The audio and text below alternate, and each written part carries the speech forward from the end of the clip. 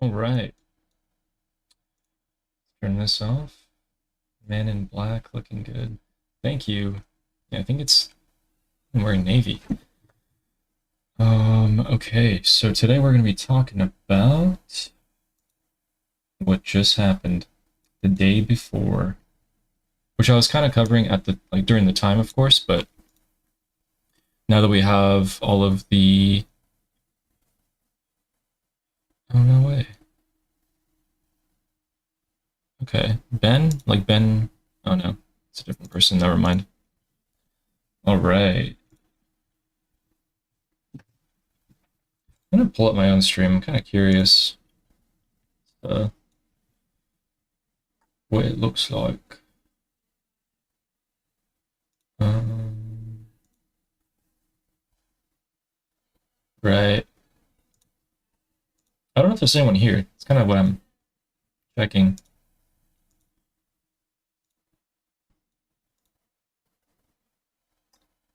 Oh, Amir's here. Sorry, I thought you just commented and left. Warning, the stream. What?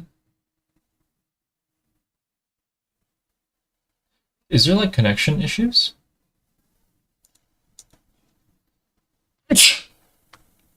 Amir, if you're still here, could you let me know if there's connection issues going on?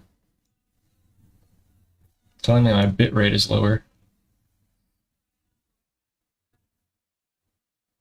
Should be fine. All right. So today we finally figured out what was happening. And I'm going to go back to the towns that we know what happened. Let's put a satellite view on. Okay, so there it is. All right, so this is the Strait of Hormuz, right? And this is Sirik. This town here. Okay, cool, awesome, thank you. Sirik launched missiles. This is where they launched the missiles from. And they were hit really hard. So they were hit really hard here, and they were hit really hard here. Get rid of the attack boats, get rid of the missile launchers, and we did that. Kesh, which is this island on the strait, was also hit. People actually reported that their houses were shaking, so these were pretty significant blows. They took out whatever they were going for. So it seems like the rumors that the United Arab Emirates, which is where Dubai is, did not really partake in the attacks so far, is what we know. And actually, another thing that we did figure out, I'm going to pull this up, because I actually had it open earlier, which is the oil spills. So, let's see here. Oh, right.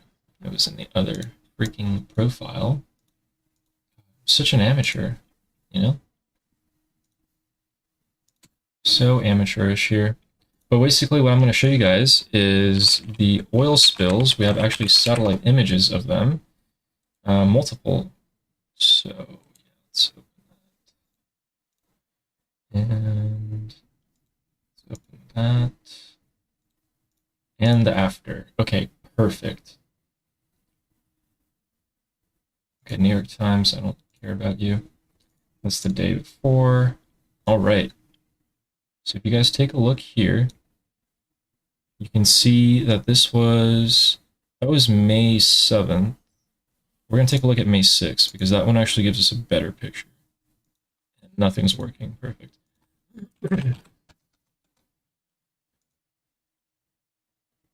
All right, the May 6th one. So these are satellite images.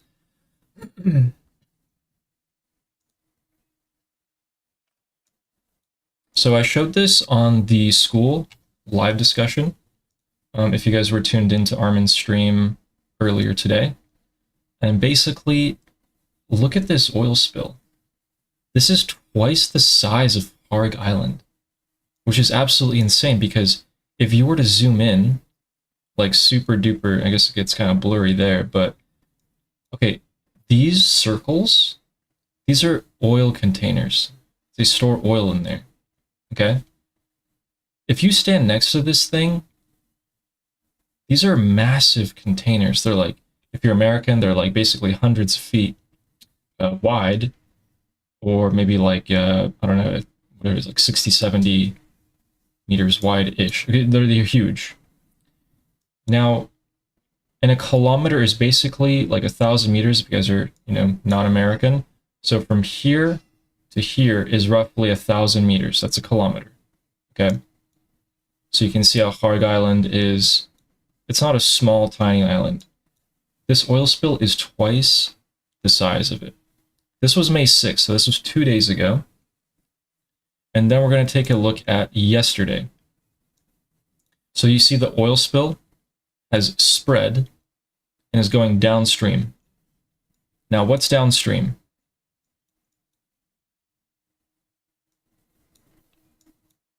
Why can I never find it? Okay. So this is Harg Island. Okay. For those of you who don't know, 90% of Iran's oil is refined through here. And you can see that there's 2 ports, right? There's 2 terminals where the ships can dock and you can load oil onto them. Particularly this one, which needs deep water, because when you load a ship up with oil, it sinks down to the water. So, okay, what they did was they put ships here and they just dumped the oil into the ocean. Now, it's not too clear whether they put it onto the ships first or dump them, or if they just simply maybe dumped them off the coast. We're not really sure. We do know that they dumped them off here somewhat because it's just going to be easier for them to do that. Now look, Harg Island is pretty far up in the Persian Gulf, okay? Strait of Hormuz is all the way over here. So Qatar, as Cat Lady just said, is directly downstream. United Arab Emirates is directly downstream. And then you have Saudi, their coast is just directly there. So all of these countries are at risk, okay? Now, how are they at risk? So for those of you who don't know, most of the Persian Gulf Arab countries, so Kuwait, Bahrain, Saudi Arabia, Arab Emirates, most of them desalinize their water. They pump water in from the ocean, take out the salt, purify it, send it into reservoirs, people drink from it. And what that means is that you're messing with these desalinizing plants. 90% of most of these countries' water comes from desalinization. So that's a huge threat.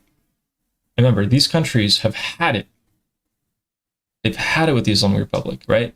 Remember when, before the war started, you hear a lot about them being like, oh, you shouldn't hit the Islamic Republic, this and that, because they're scared of having like a caged animal, left with a caged animal.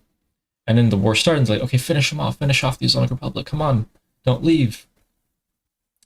And now, I assume if I was part of the internal politics of these countries, and if I was just a regular citizen, I'd be pissed. I'd be so angry. Why didn't you guys get rid of them? Look at what they're doing now. They're going to mess with our water. The fishing industry over here is going to be ruined. All the fish are going to die. The ecological life, the coral, everything, right? So that's a huge negative downside. And the reason why they did that, the Islamic Republic is claiming that they had to do that because the US left them no choice. So between the oil well exploding from the pressure, if you put the lid on it, it'll explode from the pressure, and the US blockading the ships, so the ships can't get in to import oil, or sorry, to load up on oil, and they also can't leave. So either way, these guys are animals. We've always known that. And in terms of the broader operation, it doesn't mean anything. Okay, we're still blockading them. Guys, remember, the blockade is pretty much happening from, I think there's like a measure tool here, actually.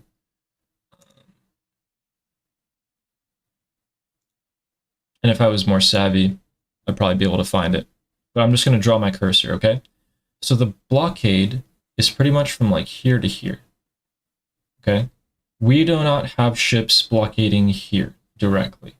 That's a strait. We're blockading here. Because remember, this is the coast of Iran, right? So you want to blockade this entire area so that the ports along the southern side, like Chabahar. This one right here, ships can't leave from there, and they haven't been. All right. They still can't sell their oil. So what does this mean in terms of the grand strategy? Did anything change in terms of the blockade? No. Yeah, you guys can ask questions all you want.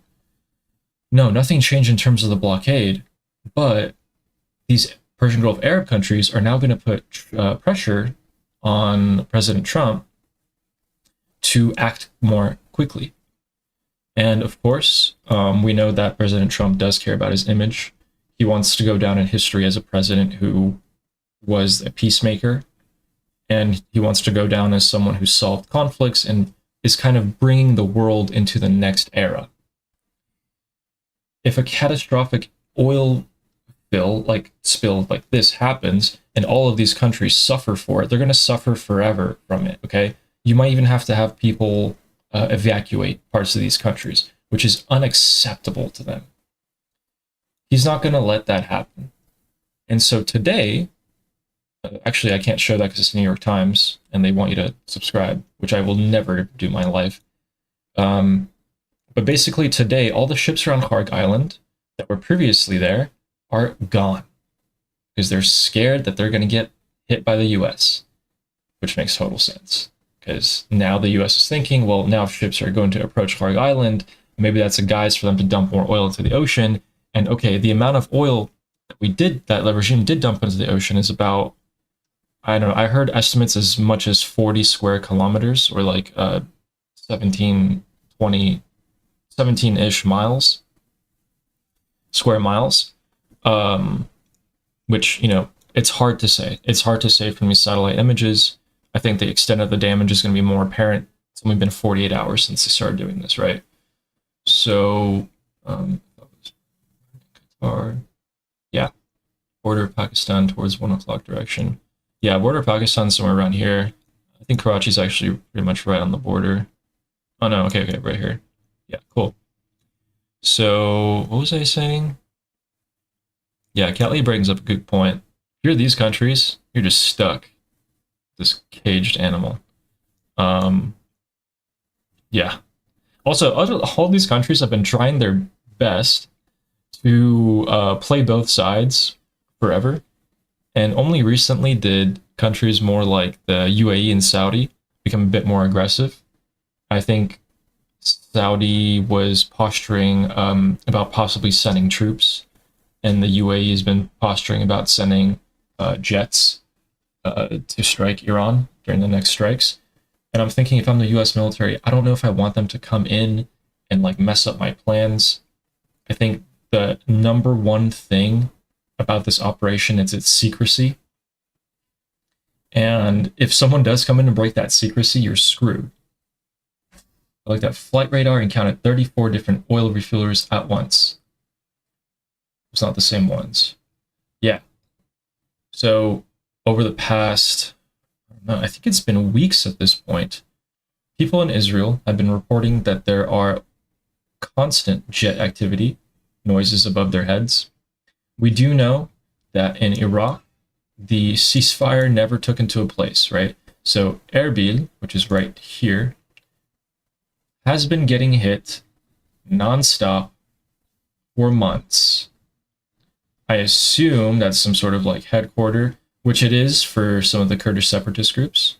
And actually, it's been hit by, I think, both the US and the Islamic Republic. So whoever's in there really did not make any friends. I think they made enemies with everyone. And frankly, I don't, whatever, right? Yeah. Anyway, if you guys didn't know, the United Arab Emirates has been hit about twice as much as Israel has. And for 47 years, these guys have been chanting death to America and death to Israel. And they hit the United Arab Emirates twice as much as they hit Israel, and way more than they try to hit the US. And you're wondering, why aren't they hitting the US ships? So the US ships are in this wide circle right about here. Okay. And sometimes people are able to find them over the past couple of weeks on satellite imagery. They'll zoom in and they'll find the USS Abraham Lincoln, and they'll be like, it's heading east off the coast of Oman. And it's like, well, great, right? But satellites, remember, and they're like, okay, well, why can't the satellite just track it the entire time? Guys, satellites go around the Earth. You're only there like on a specific area to look down at a specific time. So when that aircraft carrier is constantly moving, which it has to, because satellites exist in modern times, it's very hard to find it again. Because the ocean is a very big place, and it's actually quite difficult to find things there. Just check Twitter real quick. Mark Levin's been going crazy recently. He's been posting a ton about Iran, and frankly, I like to see it. Actually, let's just take a look. Okay, so let's see all of the Iran stuff. He's been going at Tucker Carlson, Tucker Carlson. Is that what people say? Yeah. Anyway, so him, for example, Mark Levin is more close to Mr. Trump. And over the last couple of days, past like 3 or 4 days, he's been posting a lot about Iran. And that makes me think, we usually see this pattern before. We see people close to Trump, like Senator Lindsey Graham, Mark Levin, Sean Hannity, other people, come out and really give this strong stance right before things kick off, like a couple of weeks before things kick off, which is what they did last time as well. Now, he's been talking about, I think I actually was reposting a lot of his stuff. Do you guys see how new I am to Twitter that I don't even actually know? There it is. Yeah, I'll show you guys a funny little joke there. Okay, so he's been talking about this, right? And this was May 5th, so this was 3 days ago. And he's been talking about arm the Iranian people immediately. This is very important, because I think I mentioned it a few times, but I'm just going to briefly paraphrase what I was talking about. If you're talking about arming the Iranian people, and you're Donald Trump and you sit in the White House and you talk to the press about it, Lindsey Graham has gone on Fox News, Mark Levin's tweeting about it. Guys, it's already happened. It's already happened. You can't risk talking about it and then having the regime be more alert to this idea. And I think I made a short where it was like the Pentagon is this elite intelligence bureau. They're not going to just choose one group like the Kurdish separatists and be like, well, dang, guys, it failed. Whatever, I guess operation's over at this point. They chose different avenues and they chose different groups. So it's already done. Keep in mind, you're not going to see millions of people come out with weapons because that's just logistically impossible. Like, how do you even do that? But here is Saeed Qasemi-Najad, the right-hand man of Prince Reza Pahlavi. And he is saying something that I have been saying for a long time. He agrees that the idea of arming the Iranian people is a good idea. Okay. But look, this text is very short and it's very powerful. It's a good idea, but it requires time and planning and infrastructure. Okay. These are all things that are not done in a short amount of time. It takes a while to train people with these firearms, to find people you trust. But also, biggest thing, no one talks about this. We don't choose when the Iranian people come out. We don't get to just tell them when to come out. We didn't do that last time anyway. Most people don't know this. Prince Reza Pahlavi didn't give an order and then everyone came out. People came out, shouted his name, and then Prince Reza Pahlavi stepped in and started directing them. This time is going to be no different. When people come out, because they're so economically destitute, they're so poor now from everything that's been going on, like the price of eggs, everything is just unbearable. People are selling their jewelry, their household furniture, people have sold their cars. You can only wait so long. So when that happens, this is what we're going to do.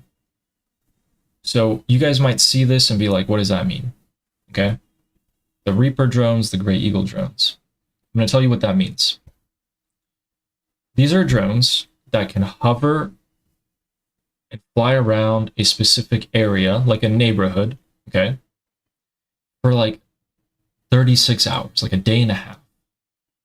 And they each have like 8 missiles, let's just call them, that they can shoot that take out checkpoints, snipers on rooftops, mounted machine guns. You get the gist, right?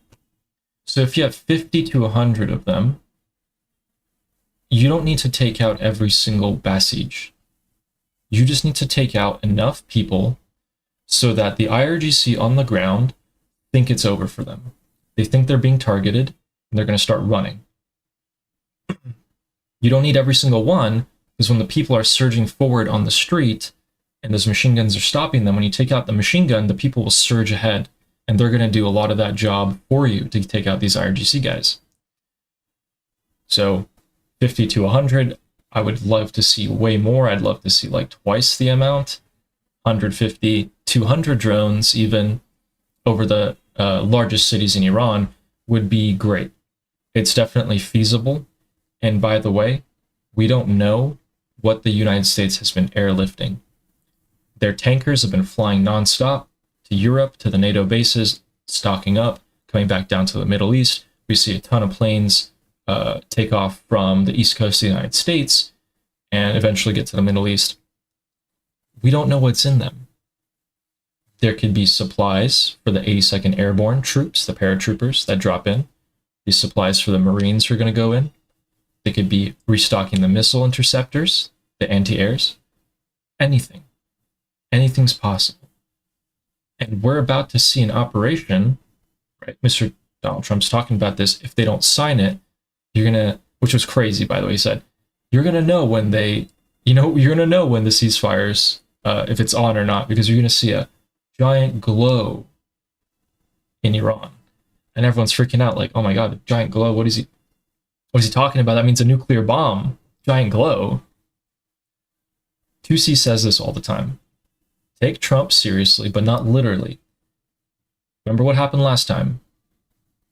He said, quote, I'm going to, an entire civilization is going to be wiped out, right? He said that. What was the regime's response to that? They immediately came back to the negotiating table. They freaked out. They were going to strike within, I think it was like a day, right? Trump comes out, puts that Truth Social post, regime comes running like, hey, let's talk, let's talk. This time, he said that, and that's signaling something large. Even if it's not a large glow, which makes people think about a nuclear weapon, it's going to be an extreme bombing campaign from the air, and the regime knows that. Keep in mind, let's say you're the regime, and you've been waiting and seeing for weeks now since the ceasefire started, dozens of tankers every day going up to Europe, coming back, dropping off supplies, going back, coming. You're like, what's going on? Like, are we about to get reduced to dust? And you're watching that happen, and then you kind of see Donald Trump, post something a little bit off the rails. You're going to freak out. Okay. He said something very important as well. He said, they've agreed to most of the points, including the uranium. Sorry, Eddie, we are not on Iran Revolution Live to support you. What do you mean? He said that they agreed to the uranium for 20 years, which makes no difference, guys. The Islamic Republic is not going to last 20 years. And to just, hand over the uranium, stop the building of nuclear weapons. We are about to strike. Before we strike, we want to cause as much division and rifts in the Islamic Republic as possible. If we get some of them to sign this deal, to sign away the uranium, that is done, it's done more damage. It's done way more damage than the bombs have. Because remember, there's not one faction in the Islamic Republic. They're not unified like they were in the past. There's 4 major factions. They're all vying for power at different intensities. One of them has political power, one of them has military power, people power, whatever, right? If you get one of them, like the political power, so like Ghalibaf's camp, who's right now being kind of, there's a boot being pressed on their head by the Vahidi camp, the Haidar camp. If we can get one of them to come and sign this, what ends up happening is that the rest of the regime turns on them. And when they turn, plus the bombs dropping, plus the money's not coming in anymore, people are going to run, which we saw happen back in January. A lot of the mullahs freaked out. We saw videos of mullahs going to Armenia, of them sitting in airport cafes with face mask on, sunglasses, turban, hoodie, everything. We saw them proudly fly into Canada's airport, proudly, with their whole family. 4 trolleys of luggage. And I'm like, what's going on here? How could you possibly let these people into your country? By the way, some of these countries still let them in. The UK never designated the IRGC as a terrorist organization. In fact, in the grand scheme of things, most countries have not done enough. And the Iranian people are definitely going to remember that. Going back to the point, the regime knows that something's coming. Some of them want to negotiate, but they can't. What about the Toyota crew? Yeah, the Toyota crew. You want me to send you the video where I documented the flight radar? Yeah, sure. Okay, so the Toyota crew that came in, for those of you who don't know, is a terrorist organization. In English, it's called the Popular Mobilization Front. And in Farsi, it's called Hashd al-Shabi. These guys are believed to have crossed from Basra over into Iran. So from here to here. And their caravan was about 300 Toyota pickup trucks, which, by the way, I don't know what you guys think, but if you're Toyota, you're the CEO of Toyota, and over the past 40 years, your car is like the poster boy, the face of terrorism in the Middle East, because every terrorist group in the Middle East has a Toyota like truck, because they last forever. They're very low maintenance, they're easy to maintain, they last forever. The suspension on that thing is great. Yeah, so they crossed over, and people are like, wow, 300 Toyota pickup trucks in a convoy line, all of them waving the flags of the Islamic Republic and the Popular Mobilization Front. Why didn't we take them out? And I talked to someone who I've been friends with for a short while, who is in the intelligence agency, like currently works for the United States. And and he's not working on this right now, but his estimate was, we just didn't have the resources.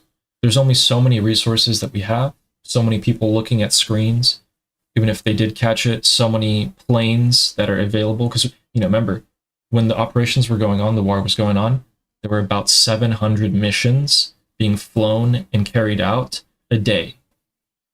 That's a lot. The aircraft carriers have 70 to 100 jets, right?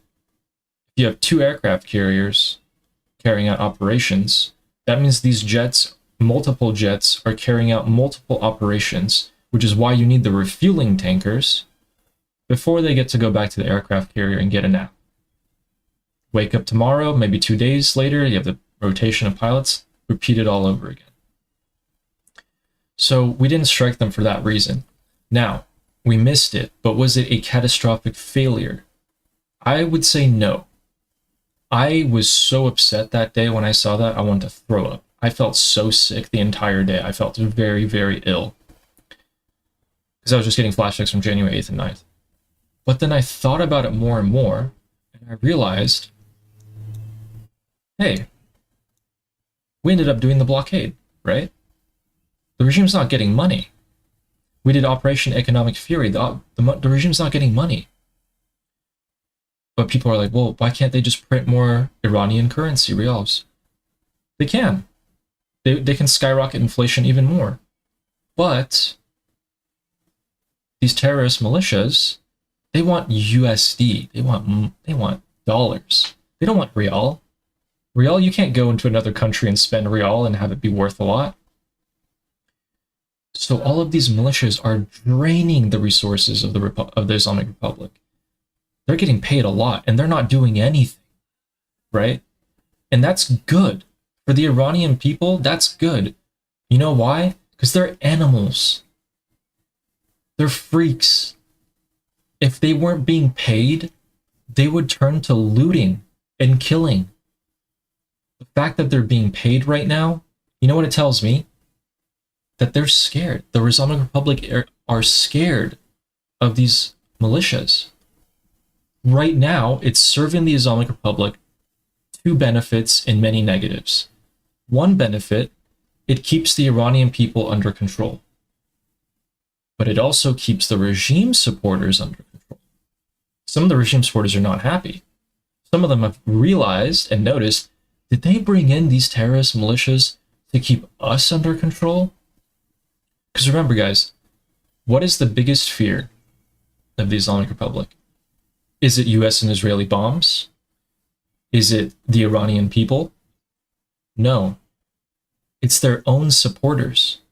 If they are fractured, the regime is fractured, and they start losing their own supporters, they didn't have that many to begin with.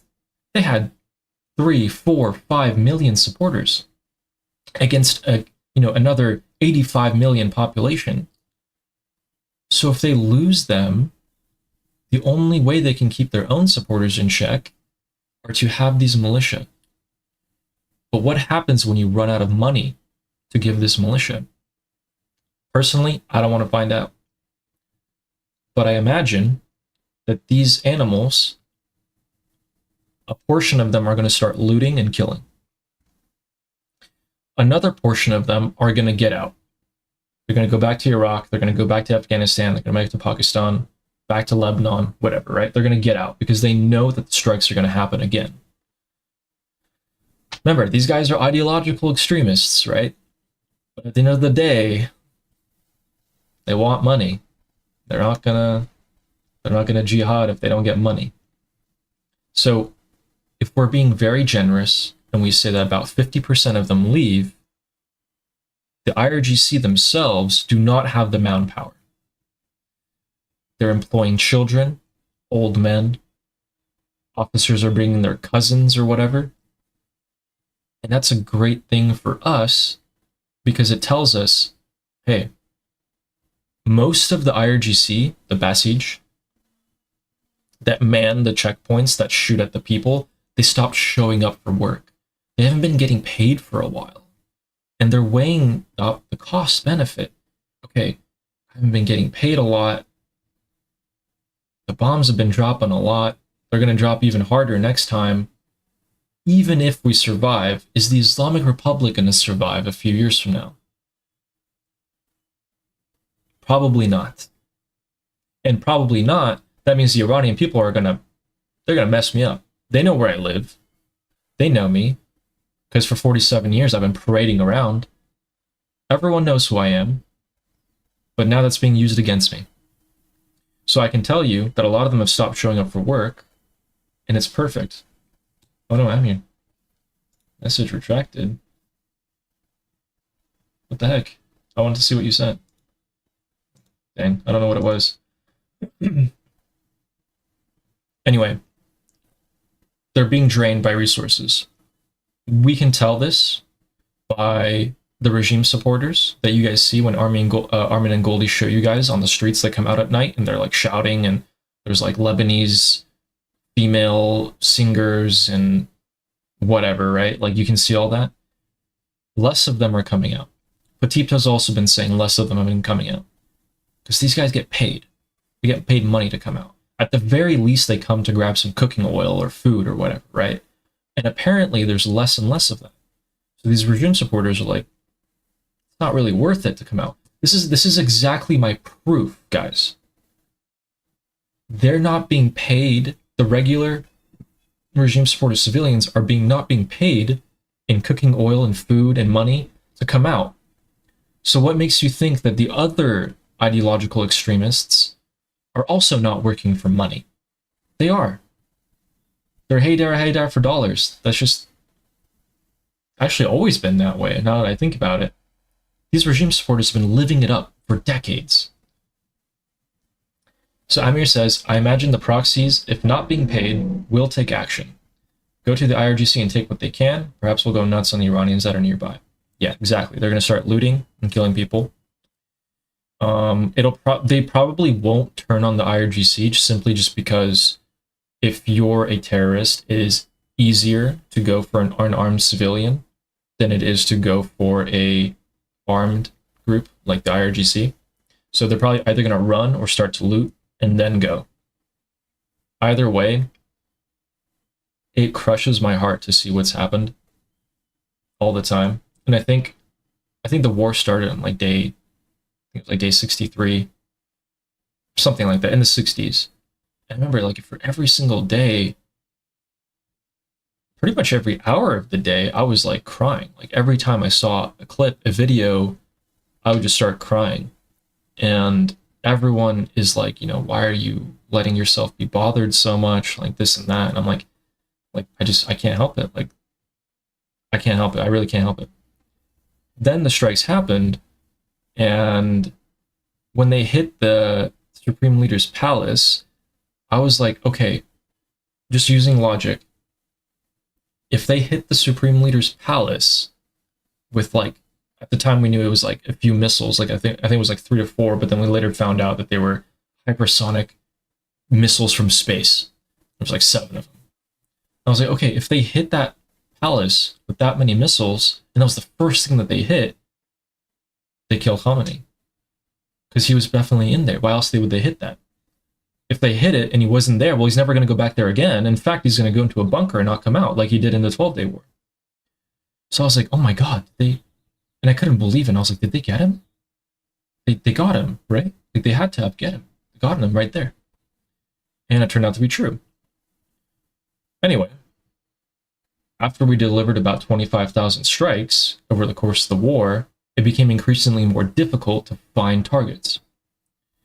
Do you guys know why the drone swarms have been there for the past week? You guys see in Tehran, they're activating their anti-air defenses every night. Why is that? Why are there hundreds of drones flying into Iran, flying over Tehran, over other cities even? We all know the answer. They're gathering information. And they're gathering information because we're going to hit them. We're going to hit them soon. In fact, my prediction 9 days ago now, actually no, 10 days ago now, was that between the 9th of May and the 15th, so tomorrow and like the following week, is when we were going to see the strikes pick up again. And quite frankly, I don't know. Like yesterday, remember, with all the stuff going on, I was like, oh my God, wait, maybe. But things have died down. And I think on Monday is probably going to be some sort of deadline on the terms of negotiation where they're going to get their final response. Because remember, the US does want to wait for the regime to give a response to this. It's actually in the United States' benefit. Because every time that we negotiate with the regime, people in the regime start fighting each other. They start clawing at each other's throats because they're like, why are you talking to them? Why are you talking to the US? How dare you? And so this time, these guys have apparently already agreed to giving up the uranium. If you can get that into signed paper and show that, oh man, that's it. That's it. Because now if you're, let's just say you're Vahidi, okay, you're the Paidar camp, Durka, and you just heard that. Well, your supporters are going to expect you to go after these traitors of Islam and take them out or put them under house arrest, at least, right? Like really do something to quell your supporters' unease. So he's going to have his hand forced. So that's why Vadi's been doing his damn best, because he realized this. Over the last month, we see Arakchi, Ghalibaf be a bit more meek, be a bit more submissive, right? Whereas before they're like, yeah, Donald Trump, you want 8 oil tankers? We'll give you 10 as a gift.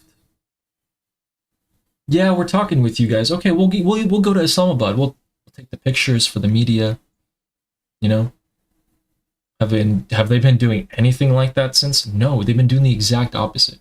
If you go look at Ghalibaf's Twitter, you look at Arakchi's Twitter, okay, they're super against the US now. They're not saying anything that can be interpreted as on the fence. Why? Because Vahidi literally took a weapon, pointed at their head, and was like, you're going to act this way so that we can keep the regime together, or it's going to be bye-bye. At the very least, I'm going to put you guys in like a prison until this conflict is over, and then afterwards I'm going to parade you around if we win as like traitors and execute you anyway. All right. I don't know who exactly we're talking to right now. I don't know if it's still Ghalibaf or Arachi. It could be. Pezeshkian has no, like, guys, sometimes I feel really powerless about this situation. Let me say that again, because God damn it. Sometimes I feel really powerless about the situation. But then I remember that I'm not Pezeshkian. This guy is the most irrelevant, worthless president of any country ever? Probably. He doesn't even get bodyguards. They just let him out into the street. Anyway, so Vahidi's been trying to keep the regime together, and going behind his back, these people are still talking to the US, and quite frankly, listen guys, there's a possibility that the President Trump is bluffing on the negotiations and that there are no negotiations right now. At least not any that are going to get a signed paper. It's just a possibility. But as long as he keeps pushing that narrative, it still does damage. Just like how he's talking about how the Iranian people have been armed, or they should be armed, I mean. Even if they haven't been armed, that gives hope to the Iranian people, and it puts the regime on higher alert. Remember, I always say this, I have a few rules that I stick to every time. I think there's like 2 or 3. The first one is, every political action achieves at least 2 objectives, if not 3 or 4. The more, the better. And 2, follow the money. Moving troops into the Middle East before the war started on February 28th, up until that point, costed the US almost $5 to $6 billion. It's more than the GDP of some countries. Just to move the military. And not all of that military, by the way. I think it was like, what, 20% of the US military? Something like that, right? Sorry, of the active military. And that 20% costed billions of dollars, and I just knew from right then and there, that was it. We were going to strike. I actually have proof on my Instagram of like text messages I posted and stories I was putting. I was like, I predicted February 29th, but it ended up being the night of the 27th, so February 28th. And I was like so proud of it. I was like, oh my God, I knew it, whatever, right? So that kind of gave me the courage to predict this time, but like, I highly doubt I'll go 2 for 2. I think I'm going to miss this one. It could be 2 weeks from now, like who knows? But anyway, the money always reveals the truth. And in modern times, especially since the internet has come out, it's become more difficult to track finances. You can create shell companies. You can hide or, forge documents, financial documents. You can hire your buddy to go and do your financial assessments, etc. It's become more difficult. But when you're doing things at scale, you can never hide it. Billions of dollars, you cannot hide that. Hundreds of millions, you can't hide it. It's just not possible. Someone's going to catch on. If people look hard enough, they're going to find it. And this time, when the ceasefire happened, the first thing I looked at was, are we moving troops away from the region? Are we keeping them there? Or are we adding to it? And we're adding to it. We have 1.8 times the military strength that we did at the beginning. Let's just say 2 times, okay? twice the military strength that we had at the beginning. At this point, it probably is 2 times because we're still bringing in a lot of stuff. And people still believe that we're not going to go back to the strikes. I'm 100% confident that we will. And what is that going to look like? Well, it should look like anywhere from a week to 3 weeks of bombing that is about twice as intense as it was before. Last time the bombs lasted for what, a month? Oh no. We should have, sorry, lasted for about a month, and we hit it, what, 25,000 targets, somewhere around there, maybe 30. This time we're achieving the same amount of strike, the same amount of targets as 30,000 in probably half or even slightly less than half the amount of time. Do you have an account on X? I do, but I just made it. So, yeah. But I mean, you don't have to follow it. I'm just going to use it for following relevant figures around the Iranian Revolution. And then I'll be reposting stuff so that if I do go live, I can just pull up my reposts and just be like, you know, like for example, I thought this was so funny. This is the world population, right? So like 8.1 billion people, and it's just 0.5. Like, what do you mean 0.5 people? And someone was like, much that look? I like that one. I enjoyed that one. There's also another one that I can't really show you guys because there's weapons in it. And talk about this briefly. So there's a special forces officer who's in NATO, who's Iranian, and he made a video with the Pahlavi logo, you can see right there. And it's just 3 minutes of him explaining how to use a handgun, how to load it, deload it, chamber a bullet, you know, like all that things, safety, all of that. I'm like, why now? You know? Really interesting. Real interesting. At the same time that everyone's talking about arming the Iranian people, you see stuff like this come out. And you can't show this on Iran Revolution live for the same reason that you can't show it here. But yeah. It's been a fun old time. I'm going to check real quick to see if there's anything breaking news. Trump just bashing on Obama, rightfully so. Oh, okay, so today... Oh no, this was not today. Okay.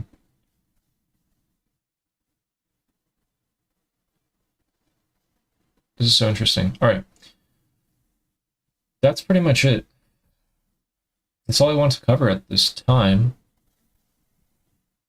By the way, for those of you who like going to the school discussions, tomorrow is an open day. And then at 6 p.m. Pacific time, I also have a session that I'm hosting. I hosted one last week, and about like 15 people are consistently there at all times. So that's fun. If you guys do want to ask like questions or just have like a more in-depth conversation, you guys can always come to the stream. I'll try and stream probably more often, like here in the afternoons or in the evenings, and yeah, the group discussions as well.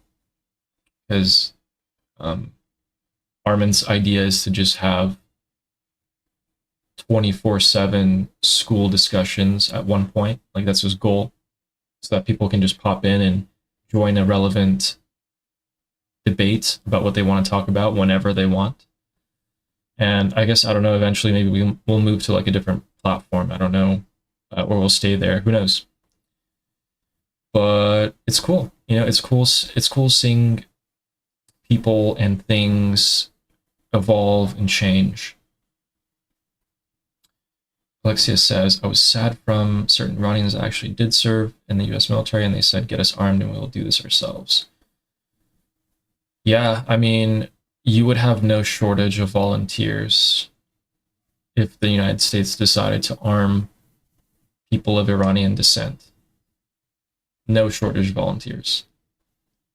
The training would take 8 months at least. And the selection process would be kind of difficult. But yeah, it would cost a lot of money. But at the end of the day, right, that's kind of the last resort that you want to do, in my opinion. It takes a long time.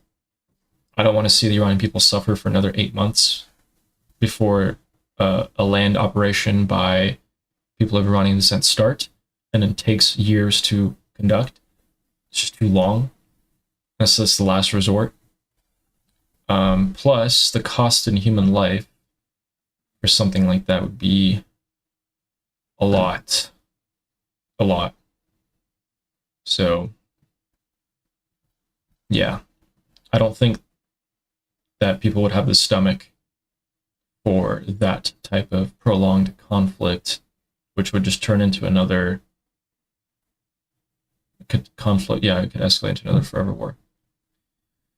Pain and struggle are always a part of the birth of a new life. Yeah, I've always said that pain plus reflection equals progress.